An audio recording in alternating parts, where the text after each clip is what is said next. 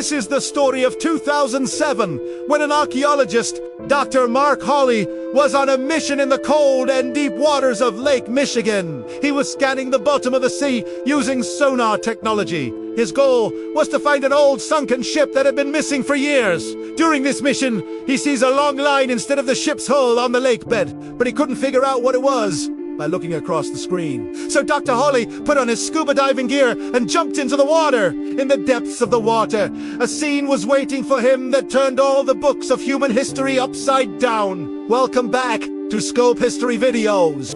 Viewers, what they see is that there was a straight line of big stones on the very flat and sandy land of the lake. Looking at these stones, it seemed that someone had placed them there with his own hands, because it is impossible to make such a straight line naturally. Taking advantage of the opportunity, he started swimming along this line so that he could see where it ends. After a few hundred meters, he reached a place where a perfect circle of stones was formed. And at the very end of this circle, there was a very deep pit. Looking at this system of round stones, he immediately remembers the famous Stonehenge in England. When the news of this small Stonehenge spread all over the world, a storm came in the media. It was said that this structure is 10,000 years old, i.e. 5,000 years older than the real Stonehenge. People started thinking that it might have some religious or spiritual purpose, but Dr. Hawley's mind was thinking something else. He believed that the media was focusing more on this round circle, while the real secret was hidden in the straight line of these stones. Just when Dr. Hawley was trying to solve this mystery, there was another discovery in another great lake that shed new light on this mystery. In 2009, John O'Shea, an anthropologist at the University of Michigan, published a research paper. According to this research, he has found exactly the same line of stones in Lake Huron, 300 kilometers away. John's conclusion was that these stone lines were actually made by hunters of ancient times thousands of years ago, which are called drive lines. In North America, thousands of years ago, natives used to hunt animals called caribou. Caribou have a very strange habit that they always follow a straight line or path. So what did the hunters of ancient times do? They used to make a straight line of stones so that the caribou could follow them straight to that round circle. The hunters used to hide behind the stones near this round circle, and because of the deep trench ahead, the animals could not run ahead and got stuck there. In this way, humans could easily hunt these big animals. Dr. Hawley was now completely convinced that the lake he saw in Michigan was also a drive line. Another shocking story of 2023 is when a British oil company was busy looking for new oil and gas fields on the Mediterranean Sea. This ship was about 55 miles from the coast of Israel. They were taking pictures of the seafloor by sending their advanced robotic vehicle 1 mile below the sea level. At first, the robot just sent pictures of ordinary sand and stones, but suddenly the engineers saw something very strange on the screen. They saw a pole at the bottom of the sea, in which small, strange things were suppressed. More than a natural pole, it seemed to be the cradle of something. They immediately called the Israeli Antiquities Authority so that this mystery could be solved. Upon examining the pictures, it was found that these are hundreds of pots and pans made of soil, which are stuck in the sand for a long time and are presenting the scene of the cradle.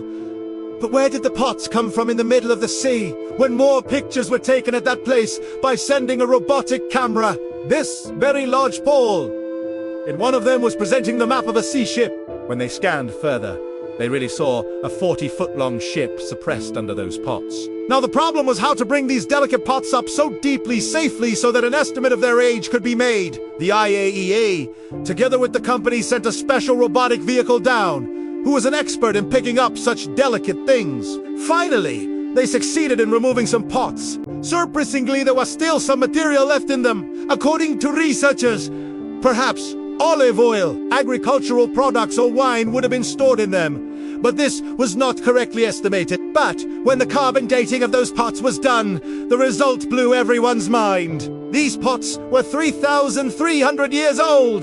This meant that it was the oldest shipwreck in history to be found in deep water. This discovery shook the whole world, while it also proves that sailors thousands of years ago knew much more advanced navigation technology than we thought. The Mediterranean Sea is not a small sea. It is spread over 1 million square miles, and the waves here can be very dangerous. This thought in itself seems like a magic that 3,000 years ago, people made such ships that could face these extreme conditions. On a cold morning of December 1938, a fisherman goes to the sea for his daily hunt on the coast of South Africa. But that day, along with the fish in his net.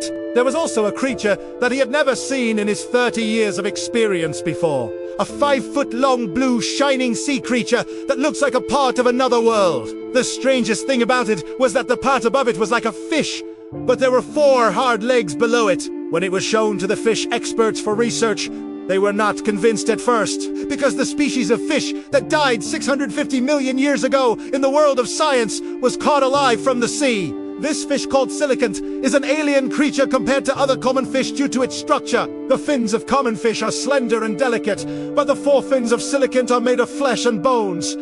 They look like the feet of animals. This fish shakes them in the water as if a horse is walking. It is the only living creature in the world that has a joint in its head. Because of this fish can lift its upper jaw while hunting. This can easily swallow a large prey. In addition to this, it has a special organ near its nose, called the rostral organ. It also feels the light electric waves in the water. Because it lives in deep, dark water, it does not need to see the prey. It only finds prey from the electric wave. The amazing thing is that 99% of its brain is filled with fat. And the real brain only occupies 1% of the space. This fat protects its body and brain from sea pressure. And finally, where most fish lay eggs, coelacanth lays eggs in its body. And when the children are complete, it gives birth to live children. Scientists had learned about coelacanth almost 100 years before this live fish was found. In the 19th century, fossils of such fish were found from Europe and other places during excavation, which were not found from any fish today. The carbon dating of these fossils and the life of the layers of those stones revealed that it was born 400 million years ago, and its sequence suddenly stopped 65 years ago. Coelacanth fossils were found in the same stones where T-Rex fossils, such as dinosaurs, were found, after the layer of soil 65 million years ago. No fossil of this was found anywhere in the world. Ontis Basis Science has agreed that when that big asteroid hit the ground, which killed the dinosaurs, this fish was also killed. Coelacanth is attached to those tetrapods that can float in water and have the ability to walk on the ground. Therefore, it was really amazing to catch a fish that had died 650 million years ago in the books of science. The story of China's Terracotta Army is the most amazing and terrifying. In 1974, a small village in China, Xi'an, had a shortage of water and crops were drying up. Farmers decided that they would dig the ground themselves and build a new well. After 3 days of digging, at a depth of about 15 feet, a farmer, Yong Jofa, suddenly collided with such a hard object that everyone was silent. Yong carefully removed the soil, and 2 eyes began to stare at him from a dark depth. It was the head of an idol made of soil. Yong picked it up and brought it to the village. But instead of celebrating, the whole village was in terror, because people believed that it was inauspicious to take out idols from the ground. When the Chinese government found out about this, they started digging there and found not 1 or 2, but more than 8,000 statues of soldiers made of soil. The faces of these soldiers, their hair, their uniforms, everything was different from each other. And they also found real brass weapons in their hands. This was actually the immortal army of the first emperor of China, Qin Shi Huang, which the emperor had built so that after his death, these soldiers could protect him.